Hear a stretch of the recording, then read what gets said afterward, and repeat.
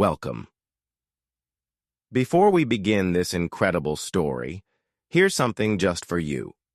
As you read or listen to the journey of George Weah, the only African ever to win the Ballon d'Or, you're not just enjoying a story, you're improving your English too. This story uses rich vocabulary, clear sentence structure, and natural storytelling rhythm.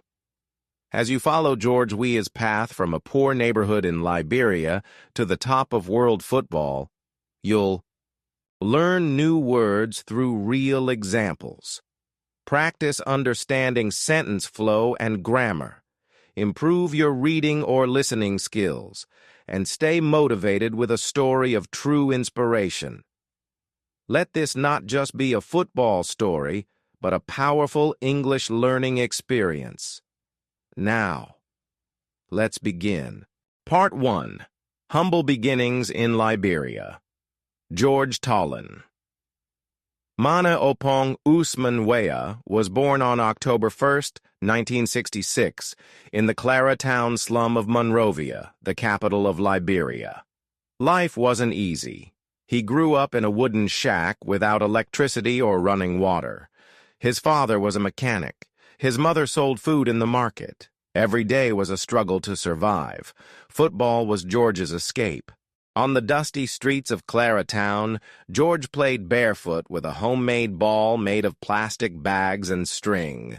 He played with passion, raw skill, and imagination.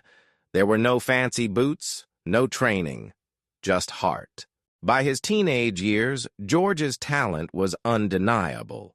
He played for local teams, then for clubs like Young Survivors and Invincible 11, where he quickly became a standout player.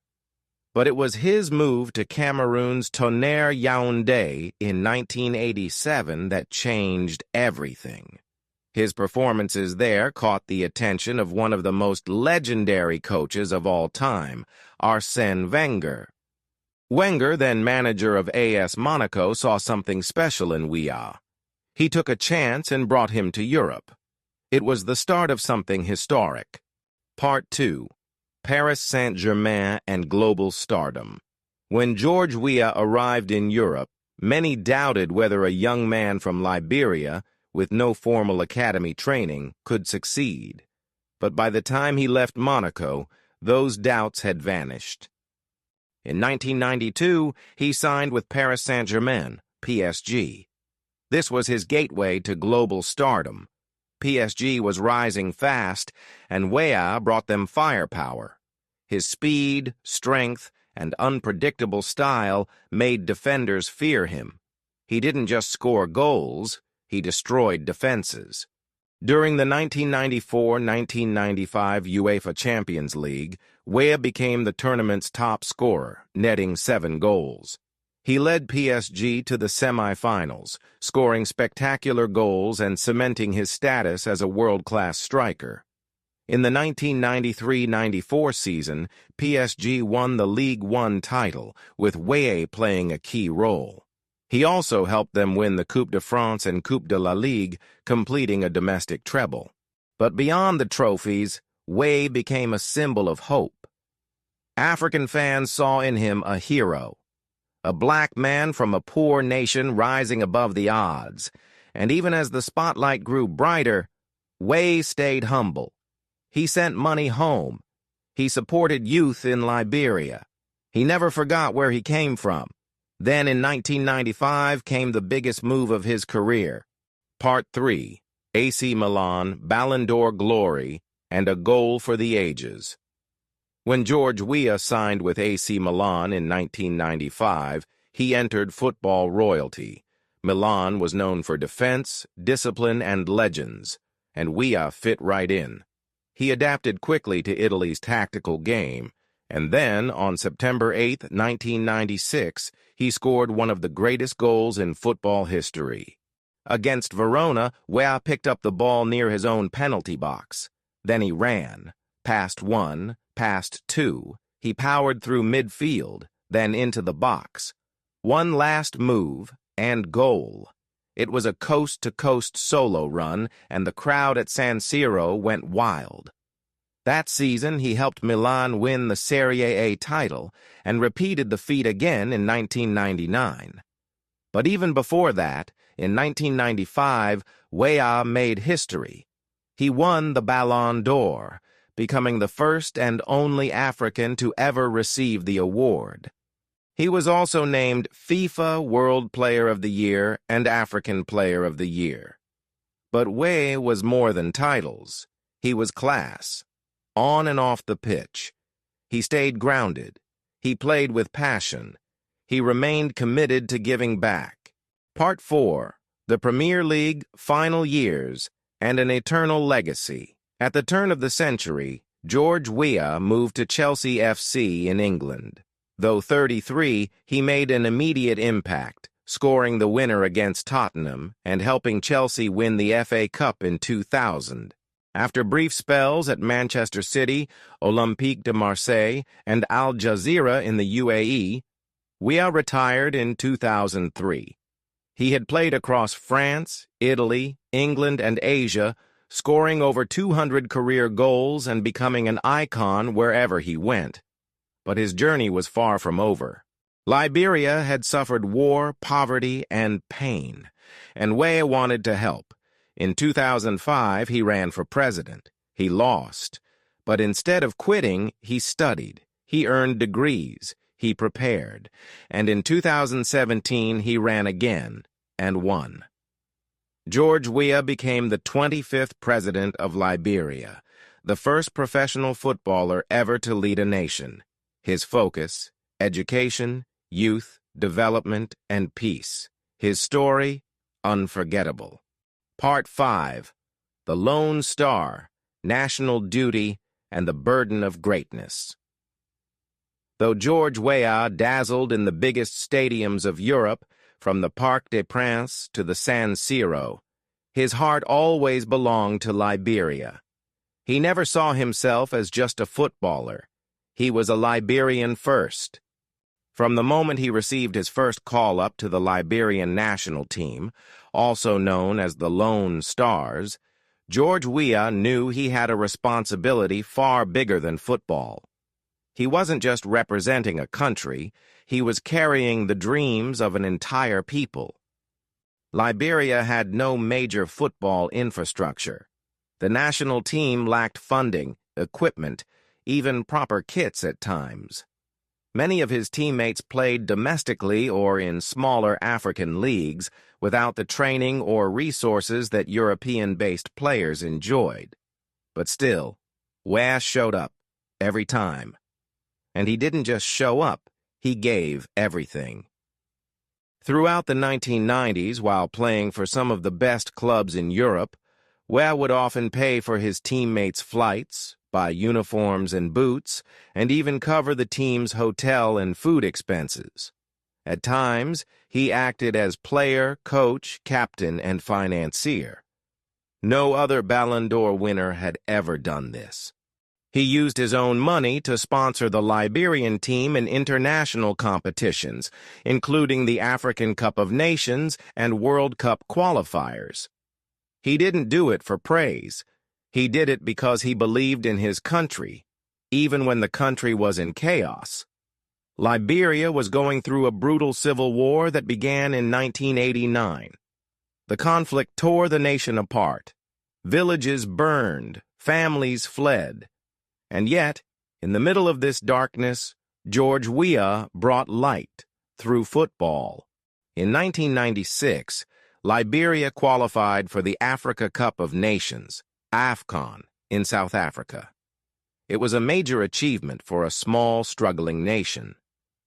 Though they were knocked out in the group stage, Liberia's performance was inspiring, and Weah was, as always, the heart of the team. But one dream remained out of reach: the FIFA World Cup. Despite his best efforts, Weah never played in a World Cup. Liberia came close in the 2002 qualifiers, needing just one win in their final match. But in a heartbreaking result, they fell short, and Nigeria went through instead. For George Weah, it was one of the most painful moments of his career, not for himself, but for the people back home who had believed. Yet even in disappointment, Weah showed his true character. He didn't blame others. He didn't lash out. He simply said, "We did our best. The future belongs to the next generation." And that future, in many ways, had already begun because of him. A symbol beyond sport, we as a global ambassador. As Weah's football career wound down, his influence expanded beyond sports. He became one of the most recognizable Africans in the world, respected not just for his skill, but for his dignity, generosity, and leadership. In 1997, he was named UNESCO Goodwill Ambassador, using his platform to speak on education, children's rights, and peace building. He visited refugee camps, advocated for HIV/AIDS awareness, and raised funds for rebuilding efforts in war-torn areas, not only in Liberia, but across the continent. Weah's popularity also helped shift global perceptions of African athletes. Before him, African footballers were often seen as raw, undisciplined talents, exciting but unreliable. George Weah shattered those stereotypes. He was professional, intelligent, gracious, and above all, he never forgot his roots. Weah's humility remained untouched by fame. Despite being the best player in the world in 1995, he still referred to himself as just George. He gave interviews in soft, measured tones, always crediting others. He avoided scandal. He lifted others with him. When younger African stars emerged, like Didier Drogba, Samuel Eto'o, or Michael Essien, Weah was there to support and guide them. Many of them, in turn, saw him as a father figure. Drogba once said, "George Weah is the reason many of us believed it was possible." In a world where success can often create distance, George Weah became more connected to his people with each achievement. Instead of living in luxury abroad, he regularly returned to Monrovia, walking the same streets where he once played barefoot. His presence brought hope. His words carried weight. And his vision went beyond football. He wanted to rebuild Liberia, not just as a nation of survivors, but as a land of opportunity. The foundation for the future. Even before he became president, Weah had already begun shaping Liberia's future through his humanitarian work. He founded the George Weah Foundation, focused on building schools and providing scholarships, supporting youth sports programs, promoting peace, reconciliation, and unity after years of civil conflict. He invested in education because he knew that talent alone wasn't enough. For him, the next George Weah would not only score goals, but lead, innovate, and create change. He also remained a vocal supporter of peaceful democracy, urging Liberians to vote, engage, and build a better future through dialogue, not violence.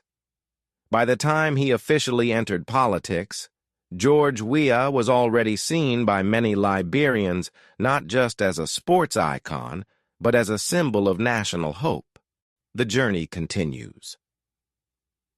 From the dusty fields of Monrovia to the Ballon d'Or stage in Paris, George Weah's journey is unlike any other in football history. But what makes it extraordinary is not only how far he went, but how deeply he cared for those he left behind. His international career may not have brought the trophies or titles of his club days, but in many ways, it was the most meaningful part of his legacy. It was where his love for Liberia shined the brightest, through sacrifice, loyalty, and leadership. And while he never played in a World Cup, he inspired millions who would. He turned dreams into belief, and belief into action. He showed that football is more than a game. It's a language, it's a light, it's a way to lift the world.